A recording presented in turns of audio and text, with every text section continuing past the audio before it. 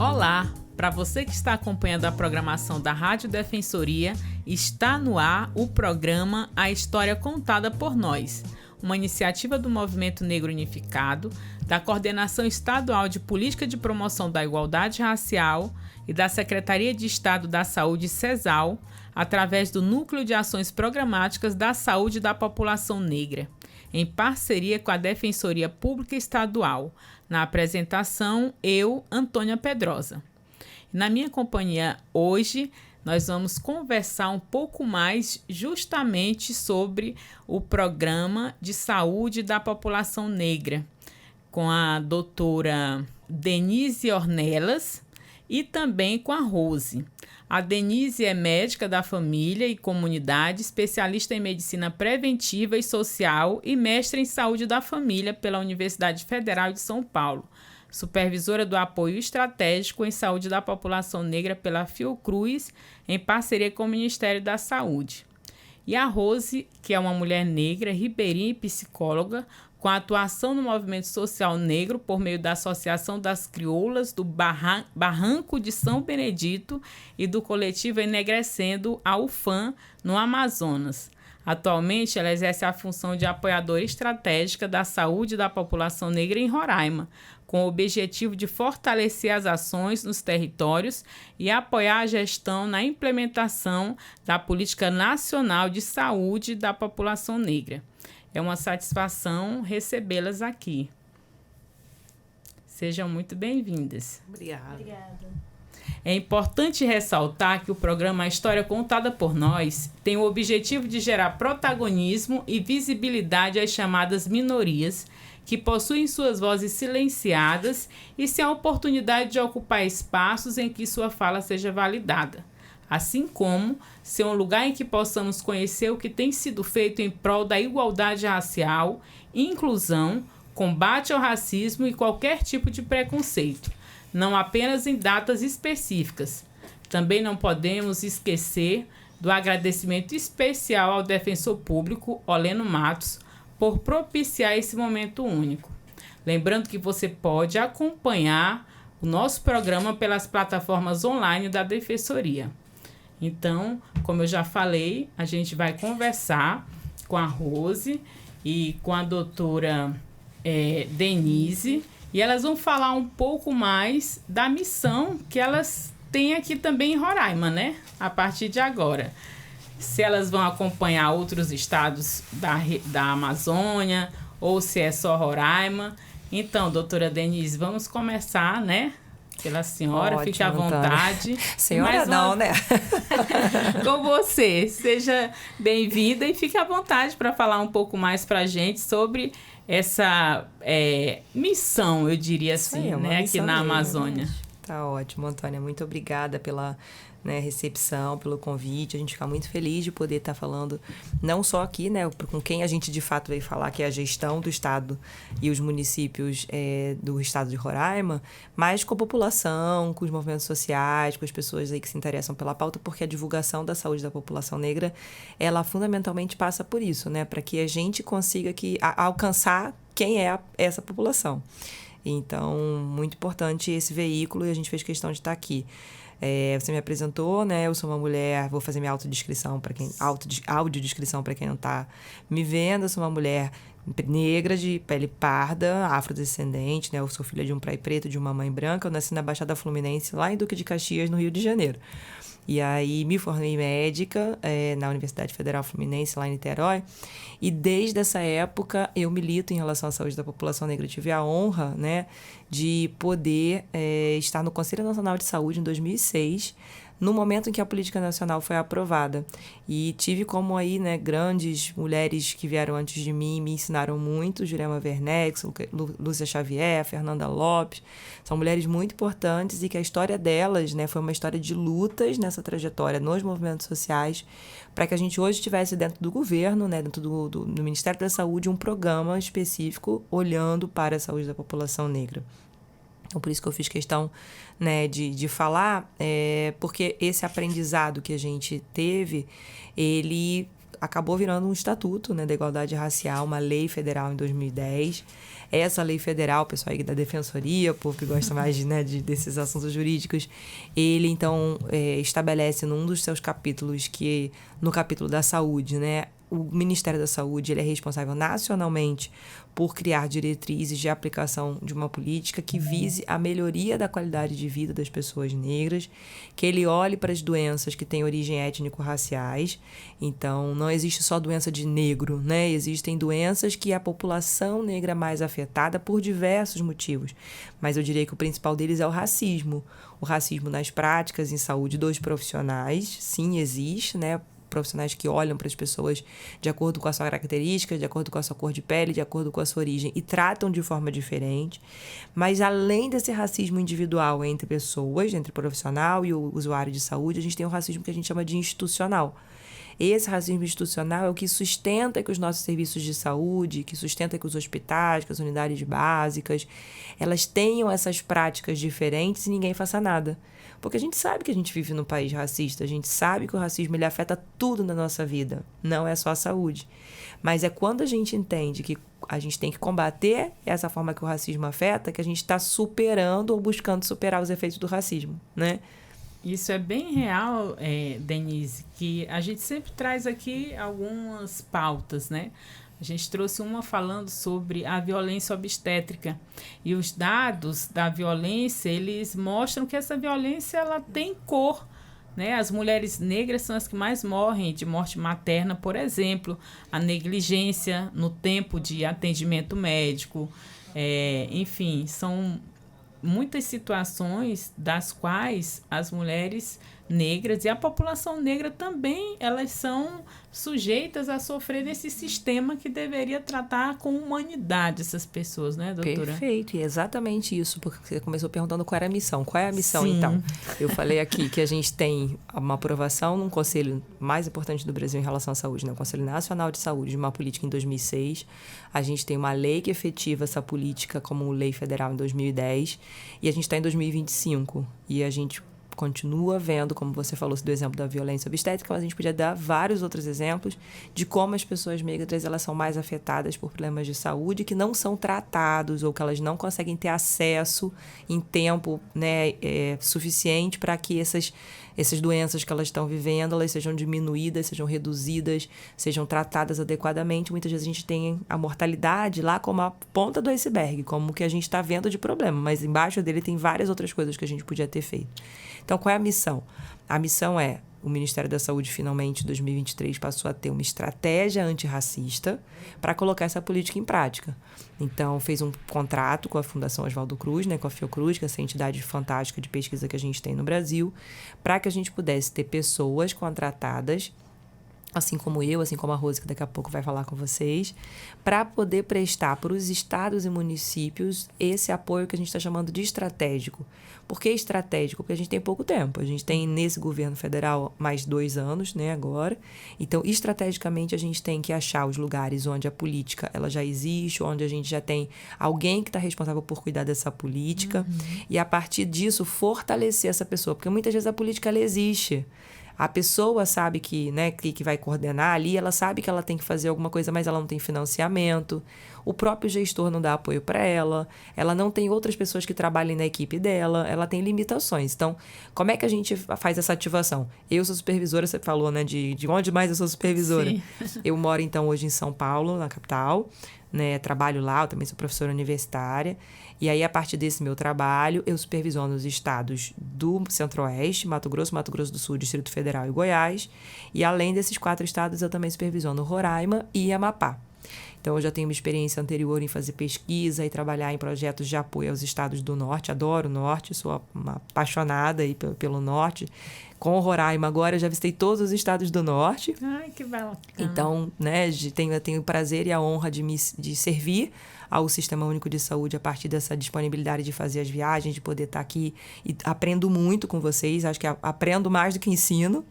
E nesse contexto, aqui em Roraima, a Rose é minha apoiadora, né? Ela é a pessoa que vai ficar responsável pelo Estado, ela vai falar um pouco sobre isso. E eu vou supervisionar as atividades com ela. Então, a gente veio hoje, nesses dias aqui que a gente está passando, para se apresentar para a secretária e o secretário adjunto de saúde, para fazer reuniões, inclusive, com uma pessoa que é muito conhecida de vocês aqui no podcast. Nossa querida Silvana, faz parte aqui conosco. Que é, né, a pessoa dela, né, que a gente tem na Secretaria de Saúde a representação aí das ações de equidade, então a gente conversa com ela, a gente já teve com ela em oficinas em Brasília, em momentos anteriores aí online, né, preparando essa chegada da gente nesse território. Essa é muito importante, porque a gente vai trabalhar o tempo inteiro em parceria com ela, e também com outras instâncias da Secretaria que vão somando nessa luta, porque não é só lá onde ela está, que é a atenção primária, né, que é essa área onde a gente cuida aí das unidades básicas de saúde, nos programas de promoção, prevenção, que a gente vai atuar. A gente quer trabalhar junto com a hospitalar, porque tem gente com doença falciforme que precisa de atendimento no hospitalar. A gente quer trabalhar com a vigilância, que é quem computa os dados, quem sabe quem são as pessoas, né, por raça, cor, por origem social, que precisam mais. A gente quer trabalhar com as partes da secretaria que cuidam da urgência e emergência, porque muitas vezes as pessoas negras nas emergências, elas são negligenciadas, elas são tratadas pelos estereótipos como as mais raivosas, as mais confusas, as que fazem mais barraco, aquelas que são mais... Então, a gente tem até o medo, né, de alguns profissionais. Não precisa ser só o médico, não. Às vezes o profissional ali da recepção, ele já fica assim quando chega uma pessoa negra exaltada, já acha que é bandido. Então, trabalhar e mudar esses estereótipos e essas imagens é o que a gente precisa fazer. Aí agora eu vou deixar um pouquinho a Rose contar como uma pessoa que é do norte, que veio para o norte, como é que vai ser esse apoio na base, né? Mas é tão importante, né, todo esse histórico que a Denise traz, porque, veja só, a gente, através de uma luta desse movimento negro, a gente tem o Estatuto, que, segundo o Paim, levou mais de uma década para ser aprovado no Congresso Nacional. Tudo bem, foi aprovado. E o Estatuto, ele traz as estratégias, que é muito importante a gente pensar. A gente tem um Estatuto, a gente tem dentro do Estatuto estratégias voltadas para diversos aspectos. Segurança pública, saúde, educação, enfim. Só que nós temos também os entes federados, e aí, como foi falado, não basta apenas a gente ter uma política. Às vezes até o ente federado, né, Rose, ele faz adesão àquela política porque ele vai ter algum benefício. Mas aquela política, se não tiver um fomento, se não tiver, de fato, uma condição de ser executada, ela vai existir só por status, eu diria assim. Então, Rose, você que é a nossa vizinha aqui, né, do Amazonas, também faz parte desse programa. Fala pra gente como é que vai ser mais efetivamente, então, essa atuação e o que vocês pretendem, né? Como que a população de Roraima, o que ela pode esperar? Como eu já falei, por incrível que pareça, a gente tem uma população que se autodeclara aqui, preta e parda, que é a maioria, né? Mas que muitas vezes, como diria, tornar-se negro ainda é um processo, né? Sim. Bom, nós estamos juntamente, né, como a Denise falou, que é a minha supervisora, nós estamos juntamente junto com a Silvana nesse processo, né? Nesse processo que não é fácil, porque a gente sabe que tratar sobre questões relacionadas ao enfrentamento do racismo, seja na saúde, seja na educação, seja como a que estava aqui anterior falando, né? Sobre as questões culturais, né? No esporte, e não é fácil. Então, na saúde também não será muito fácil, mas a gente tem muita esperança, né? A gente tem muita esperança e também se sentindo muito abraçada pela própria Silvana, que está dentro da coordenadoria, pela própria gestão, que tem essa vontade de realmente fazer com que essa política seja efetivada. Porque, como você falou, não basta criar a política. A política ela precisa ser efetivada. E realmente a gente vem nesse processo. Você detalhou aí o processo do estatuto, e a gente vem justamente nessa caminhada, e é nesse processo que a gente está justamente como a Denise falou, sobre o apoio estratégico, né? Esse apoio que é estratégico justamente por conta desse curto tempo que nós temos aí, mas nós temos o desejo realmente de fazer esse fortalecimento dessa gestão para que cada vez mais a gente possa discutir, né, o enfrentamento do racismo nas várias áreas técnicas que existem dentro da saúde, que a gente sabe que a saúde ela é ampla, né, e a gente precisa cada vez mais chegar nessas equipes técnicas para que a gente possa, eu não digo que a gente vá eliminar, acabar, mas pelo menos deixar uma semente, né, para que outro, que a gente sabe que essa luta do enfrentamento ao racismo é uma luta que alguns começam e outros vão dando continuidade. Então, é justamente esse processo que nós estamos nesse momento agora, que é realmente de pensar de como que a gente vai nesse território junto com as pessoas que já fazem esse trabalho aqui, porque o nosso trabalho é justamente fortalecer esses trabalhos que são realizados aqui, junto com a Silvana, assim como também você faz. Então, a gente veio realmente para somar nessas atividades, nesse embate, nesse enfrentamento mesmo. E é tão interessante nós pensarmos que todas as políticas, elas são interligadas. Sim. E aí a doutora Denise, ela, né, se autodefine, uma médica, uma mulher preta, né, de cor parda, como ela fala, e que eu não sei na turma que ela fez medicina, mas a gente sabe que os cursos de medicina ele tem uma cor predominante e que há pouco tempo a gente começa a ter outros,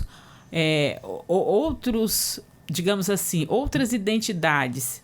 Eu posso me reconhecer, talvez, né, e as minhas filhas, enfim, muito mais nos próximos consultórios que eles irão. Então, a gente também vai falar dessa, digamos assim, o racismo institucional, ele está em diversos espaços e é por isso que é importante uma política integral de inclusão da questão racial. Aí a gente vai falar sobre, né, as cotas. Acho que é insuficiente se a gente levar em consideração que a população negra é mais de 50%. Mas a gente brigou para que as cotas fossem uma realidade. Não é suficiente. Perfeito. Eu ressalto, né? Não, perfeito. Eu acho que essa sua observação, assim, por que eu, inclusive, quando me apresento como uma mulher parda, de origem afrodescendente, que me identifico com a negritude. Porque eu acho que no nosso Brasil a gente tem uma variedade muito grande. Aqui na região norte, principalmente, a gente tem muitas pessoas afro-indígenas, a gente tem pessoas indígenas miscigenadas com pessoas de origem europeia. Eu sou uma pessoa que nasci na Baixada Fluminense e carrego essa história. Meu pai era um homem alagoano que foi imigrante, né, de Alagoas para o Rio de Janeiro, e ele era um homem negro, um homem preto. A minha mãe é uma mulher branca, miscigenada a partir de um homem indígena, né? Meu avô tinha origem indígena e minha avó tinha uma origem portuguesa. E aí, no meu fenótipo, nos meus traços, desde que eu nasci, eu sempre fui tratada na família como uma pessoa negra, mais parecida com a família do meu pai do que com a família da minha mãe. E eu sei as consequências que isso teve na minha criação. Sim. Tanto em relação a me ver comprometida com essa causa. Meu pai era um homem que tinha uma noção muito grande, um letramento racial muito grande. Ele nasceu na década de 50 e ele viveu 50, 60, talvez assistindo, né, na televisão ali as informações dos direitos civis norte-americanos de uma forma bem pequenininha, né? Porque eu sei que Martin Luther King não passava todo dia na televisão brasileira, mas aparecia no jornal aquele pedacinho. Era naquele pedacinho que aparecia aquele homem preto fazendo pregações lá na televisão que ele começou a ver algum sentido de... Não, tem alguém diferente ali. Tinha um pouco jornalistas, talvez Abdias de Nascimento, por exemplo, que estava muito mais perto dele no Brasil, não era uma realidade no acesso a ele, porque quem ia ao teatro? Quem ia para o Teatro Experimental Negro no Rio de Janeiro? Eram os universitários, era alguém que já tinha conseguido furar a bolha. Abdias não estava na televisão todo dia. Sim. Então, quando eu falo assim do Martin Luther King e do Abdias e do meu pai, eu estou falando do quê? De toda uma população que cresceu com referências muito diferentes sobre o que é negritude, o que é esse letramento racial, no Brasil inteiro, de uma forma muito díspara. Eu já fui criada numa realidade em que meu pai, então, tinha esse letramento racial, então ele sempre me falou: você nunca vai ser tratada como branca, você é uma pessoa negra, você tem uma identidade, você tem uma família, apesar de você ter a possibilidade de alcançar outros lugares, porque justamente por ter nascido de uma mãe branca, você vai ter vivências que uma pessoa negra não vai ter.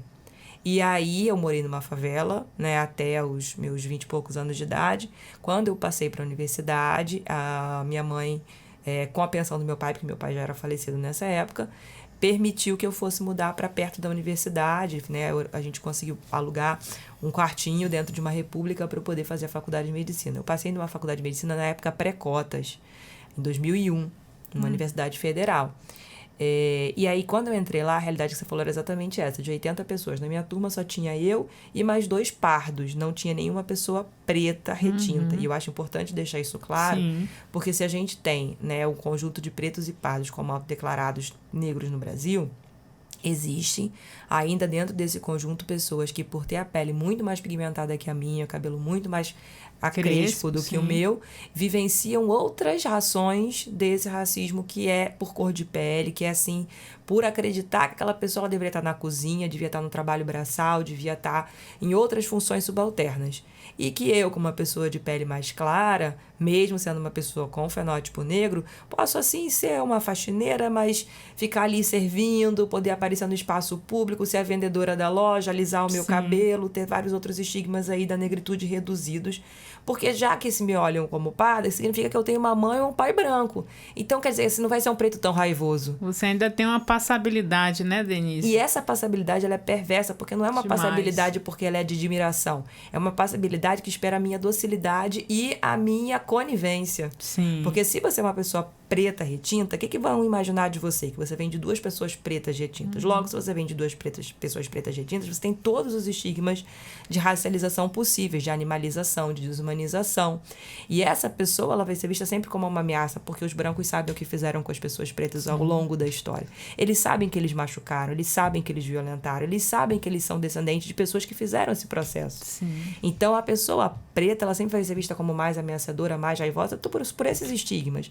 Uma pessoa miscigenada, ela já não é. Eu tenho um pai e uma mãe branca. Então, ali ela já tem um afeto por algum branco diferente. Ela vai ser mais boazinha com a gente. Mas na hora de humilhar, na hora de colocar numa escala de valores, eu não estou nessa escala de valores da supremacia branca. Sim. Então, a partir desse privilégio na faculdade, que é lido como um privilégio, mas que, na verdade, é um direito ser humano, ser tratado minimamente com dignidade, eu estabeleço para mim uma responsabilidade na minha vida profissional, conhecendo a saúde pública, conhecendo isso tudo.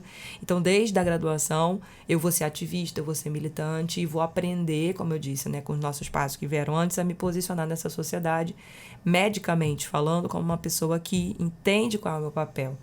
Então, levo isso para a minha vida acadêmica, levo isso para a minha vida profissional, levo isso para a minha vida como pesquisadora, para as entidades que eu participo, né? Eu sou hoje membro do Grupo de Trabalho de Saúde da População Negra da Sociedade Brasileira de Medicina de Família e Comunidade. Na pandemia, eu tive a oportunidade aí de participar de vários programas de televisão falando sobre saúde da população negra e como isso afetou a gente, de ser assessora técnica do depoimento da Jurema Werneck na CPI da Covid. Né? Então, a gente fez a instrumentalização daqueles dados que mostravam as desigualdades étnico-raciais. Então, eu tenho muito orgulho disso, apesar de ser uma coisa que, como eu estava falando antes aqui, né, nossa conversa paralela, dói. Porque nenhuma pessoa negra quer se destacar porque está discutindo os problemas das pessoas negras. A gente não quer se destacar por isso. A gente quer se destacar pelos interesses da gente, pelas coisas que a gente gosta, porque a gente é múltiplo. A gente não é só negro. Mas é uma honra lidar com essa missão, saber que eu estou seguindo os passos que a minha ancestralidade projetou para mim. Então, eu fico feliz mesmo de poder estar aqui. Acho que é o que você falou, as cotas, elas têm um papel histórico de reparação, mas a gente precisa muito mais do que isso. Sim. E mais do que isso formou como psicóloga como a Rose, formou como médica como eu, formou como antropóloga como a Silvana, como assistente social como a Silvana que a gente estava citando aqui. Mas a gente quer não só se formar, a gente quer ter cargos na liderança, a gente quer fazer esse exercício político de poder ser visto como alguém que lidera, como alguém que coordena, como alguém que lida com recursos, que assina com a caneta da gestão, que faz essa articulação política para que os nossos sejam vistos. Porque só ter a faculdade, só ter a graduação é um passo importante, mas a gente quer estar participando da decisão, a gente quer podendo falar como a gente está fazendo aqui. Eu tô muito assim, muito emocionada e feliz de tê-las aqui falando, né? Não apenas sobre a política da saúde da população negra, mas por todo esse contexto, porque, como você ressalta, Denise, nós somos vítimas de muita crueldade enquanto população negra nesse país. Veja só, Darcy Ribeiro criou o mito da democracia racial, que, diferentemente dos Estados Unidos, onde a população negra sabia o que sofria e por que sofria, no Brasil foi negligenciado todos os direitos dessa população justamente por essa ilusão da democracia racial, onde todas as raças vivem harmoniosamente. Aí a gente coloca, desde que você não ocupe o meu espaço de privilégio historicamente, que eu venho mantendo gerações após gerações. Nós estamos falando de 400 anos. Exatamente. Então, é muito tempo. E aí, realmente, não é um tema que a gente está feliz de falar e, ao mesmo tempo, é satisfatório falar para mais pessoas para que se reconheça. A Neuza Souza, ela fala sobre tornar-se negro nessa sociedade. A gente não nasce negro. A gente se torna a partir do momento que a gente conhece um pouco da nossa história, porque ela foi negada aos nossos pais. Muitas vezes, eu tenho uma filha de 17 anos e esses dias ela queria falar com a minha mãe, ela queria saber a origem da minha avó e assim, minha mãe não sabe. Diferentemente de outras pessoas europeias que vão dizer, minha origem é italiana, meu avô veio, né, lá estava tendo dificuldades, mas ele chegou aqui, ele teve um pedaço de terra. E a minha bisavó, que era negra, de onde ela veio? Quem ela era? Qual o sobrenome? E essa história se repete, né? Porque, assim, você está falando disso, meu filho está com uns 8 anos de idade, ele também tinha que fazer um trabalho para a escola de uma árvore genealógica. E aí a gente conseguia ter toda a árvore genealógica da família da minha mãe, até os ancestrais portugueses, e dos indígenas e negros a gente não conseguia ter. Foi apagada. Não só apagado, né? Acho que, assim, os registros, eles até existem, mas a gente não sabe nem como procurar. Porque como é que você procura um registro de compra e venda de escravizado? Como é que você consegue procurar uma carta de alforria? Né? Onde é que estão essas... mudava logo o nome, né, Denise? Exato. Então, essas histórias, elas precisam ser olhadas, sim. Eu acho que isso é muito importante.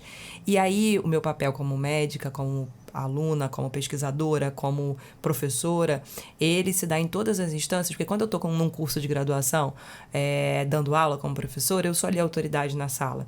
Então, eu posso questionar os alunos por que eles não pensam sobre isso quando eles estão na frente de um paciente, posso orientá-los a como fazer isso. Quando eu sou, por outro lado, aluna num curso de pós-graduação, porque eu continuo estudando, né, fazer doutorado e tal, eu posso questionar os meus professores, principalmente os brancos, por que eles não colocam quesito raça-cor nas pesquisas deles, por que eles não trazem elementos de pesquisas que trabalham a racialização. Não é só saber quem é branco, quem é preto, mas quando eu vejo que existe uma desigualdade étnico-racial, como eu faço a pergunta para saber de onde vem aquela desigualdade. Não falo só que é a pobreza e a escravização. Exato. Porque isso se perpetua hoje. Então, se perpetua hoje é porque hoje o meu sistema de saúde vê que existe uma discrepância e não faz nada. O que eu poderia fazer? Quer naturalizar? Exatamente. Então, o que eu poderia fazer? Então, quando a gente trabalha esse pertencimento à sua origem étnico-racial, na sua posição, na sua postura como pessoa no mundo, você cura um pouco dessa ferida também. Sim. Porque se por um lado eu não acho quem estava atrás de mim, se eu não acho aqueles registros, eu sei que dali para frente esse registro vai acontecer. Sim. Então é uma cura o tempo todo, né? Esse paradoxo que você falou, a gente sofre por reconhecer essa realidade, mas a gente também vive pela esperança de transformar essa realidade. Eu acho que é isso que é bonito também no nosso projeto. E a Rose, que é psicóloga, fala um pouco pra gente, né? O que causa, né? O que causa a gente sabe, enquanto pessoas negras, as dores que nos causam. Mas como que a gente lida com isso, Rose? Assim, qual a melhor forma? Porque eu acho que conhecendo um pouco a nossa história, acho que é uma das formas, mas essa história ela foi subtraída, por exemplo, né, por muitos e muitos anos. E hoje acho que um pouco da nossa função, você, uma mulher preta, psicóloga, né, Denise, médica, eu sou professora da educação básica e sou militante dos movimentos, atualmente faço mestrado, e a gente trazer também essa... descolonizar, a gente fala hoje muito sobre essa palavra, porque por mais que tu tá na universidade... as referências são sempre europeias para discutir, né, muitos problemas. E aí a gente vai questionar, como a Denise disse, a partir de que e como eu vou questionar? Cadê minhas referências negras, né? Sim, inclusive, né, eu acho que a nossa geração, ela vem com esse papel realmente, porque os nossos antepassados, nossos ancestrais, eles passaram por esse apagamento, né? E a própria Conceição Evaristo, ela fala ela diz que ela não nasceu no meio dos livros, né? Sim. Mas ela nasceu no meio das palavras, que são justamente a oralidade e a oportunidade que foi tirada dessa população de não ter o acesso à educação. Eu acredito que o nosso papel, seu, Denise, né, e seja na medicina, na psicologia, na educação, é justamente dar essa continuidade e igualmente como ela falou, não só estar no lugar, mas a partir desse lugar poder assinar, poder falar enquanto gestores, para a gente poder realmente, dentro das políticas públicas, pensar nas nossas populações, né? Que por muito tempo vêm sendo vulnerabilizadas. Então, assim, eu acredito que enquanto a psicologia, nós estamos nesse papel de fazer esse letramento mesmo. Eu vejo que nós estamos... às vezes eu até falo que a gente está no momento de falar o óbvio, mas é realmente isso. A gente veio para fazer isso mesmo, para falar o óbvio. Porque enquanto os nossos antepassados não puderam nem isso, tiveram oportunidade, esse tempo que nós estamos vivendo é disso mesmo, de falar o óbvio, de falar sobre a questão da nossa ancestralidade, falar que não é mimimi, porque a gente escuta muito isso, né? Que o racismo, para quem não sofre, não entende, não conhece, algumas pessoas não conhecem, né? Eu acho que esse papel de levar esse letramento é para que eles possam entender que o racismo, ele traz um sofrimento, né? Sim. E esse sofrimento, ele perpassa por toda a saúde psíquica, saúde física. Então, a gente precisa cada vez mais falar dessa temática, porque é uma temática que afeta o ser integral da pessoa. Sim. Então, a saúde mental foi por muito tempo negligenciada, né? Uhum. Da população negra. Inclusive, vários autores, eu estou me recordando aqui, que falavam, por exemplo, a Bia Nascimento, né? Ela fala justamente que, num dos livros dela, que ela vem falando com o analista dela, e ele falando, será que não é você que está fazendo crescer muito isso, quando ela falava sobre a questão do racismo? Por isso, né, que a gente precisa, né, de mais psicólogos, mais profissionais como a gente que entenda, né? Aí ela ficou assim, ela disse no livro dela, que ela falou que por um momento eu quase acreditei no meu analista, mas quando eu cheguei em determinado lugar, o porteiro, que era um homem negro, logo me identificou o elevador social, ou seja... ser negro não é uma questão apenas de não é só dentro do que a gente sofre essas violências, não é só mimimi, realmente é uma questão estrutural, é uma violência estrutural que a gente precisa fazer o letramento realmente para que a gente possa caminhar, né? A gente sabe que a gente já deu alguns passos com relação ao enfrentamento ao racismo, que foi dar acesso, nos permitiu acesso à educação, mas a gente precisa de permanência e a gente precisa também estar ocupando esses lugares para que a gente possa cada vez mais falar do enfrentamento do racismo na saúde, na educação, por onde nós estivermos. E uma coisa que é muito importante é a gente falar o óbvio, porque muitos de nós ainda não conseguem identificar o racismo estrutural e institucional. Então, quando a gente vai, por exemplo, para a violência policial, né, a violência da segurança pública, onde a gente tem ali pessoas pretas violentando outras pessoas pretas, e aí a gente fica se perguntando, né, o porquê disso, porque não leva em consideração, porque se vai para um bairro nobre, habitado por pessoas, né, brancas, não chega com a mesma abordagem. Então é disso que a gente fala. A mesma coisa acontece na saúde, na educação. Se chega uma pessoa, dependendo, né, chega primeiro a minha cor ou o meu contra-cheque, ou a minha posição social, chega primeiro a sua cor. Então, é isso que a gente precisa ainda falar o óbvio. E eu quero muito dizer para vocês que é uma satisfação enorme tê-las aqui hoje no programa A História Contada por Nós. Quero agradecer imensamente a você, Denise, você, Rose. Sejam muito bem-vindas e contem conosco aqui no estado de Roraima para que, de fato, essa política ela possa ser efetivada, assim como outras políticas voltadas para essa população que estão sendo, né, hoje, de certa forma, coordenada por ministérios e que nos nossos territórios tem pessoas como a Silvana, dentro da saúde, que estão lá sendo responsáveis por uma coordenação muito importante que precisa de todo esse apoio para que seja efetivado.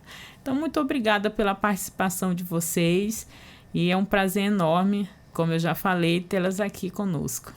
A gente que agradece, né? Tanto pelo convite, pelo carinho, pela oportunidade, quanto por você, né, Seu Antônio? Vocês também ser essa mulher incrível aí, frente aos movimentos sociais daqui, com essa sabedoria e o quanto você consegue articular o que a gente está colocando, né, com a realidade de vocês. Eu acho que a gente fica muito feliz de ter lideranças comunitárias, lideranças de movimentos sociais que façam essa linha de frente, que não desistam, continuem lutando, porque vocês sabem que quando a gente está, né, mesmo nesse apoio institucional, no ambiente da gestão, é muito difícil, né? Sem o movimento social nada vai para frente. Então, obrigada por isso também. Ai, que alegria. E também ressaltar isso, né? Que a gente não faz nada sozinho e que a gente precisa justamente caminhar junto em coletividade para que a gente possa cada vez mais junto com o movimento, com a gestão, que a gente possa realmente proporcionar uma saúde que seja antirracista, né? Ai, que bom. Eu fico feliz porque a Rose entrou em contato comigo por sermos do movimento social. Marcha das Mulheres, né? E aí a gente que é do movimento, a gente já quer aproveitar todas essas pautas, né? Pra gente falar, pra levar para mais pessoas. Então, que bom que que vocês duas têm essa percepção tão profunda da realidade da população negra e que estão em lugares estratégicos para que a gente possa melhorar ainda mais a vida do nosso povo. Então, muita gratidão. Um agradecimento especial também para você que acompanha através das plataformas digitais da Defensoria Pública, seja no YouTube ou no Spotify. Gratidão. Lembrando que o programa História Contada por Nós tem como objetivo falar sobre todos os assuntos que nos atravessam, enquanto pessoas negras, mostrando os dados, identificando as causas, pois só assim poderemos avançar rumo à igualdade racial e por uma sociedade sem nenhum tipo de preconceito. Uma iniciativa do Movimento Negro Unificado, da Coordenação Estadual de Política de Promoção da Igualdade Racial e da Secretaria de Estado da Saúde, CESAL, através do Núcleo de Ações Programáticas da Saúde da População Negra, em parceria com a Defensoria Pública Estadual. Até a próxima. Afroabraços.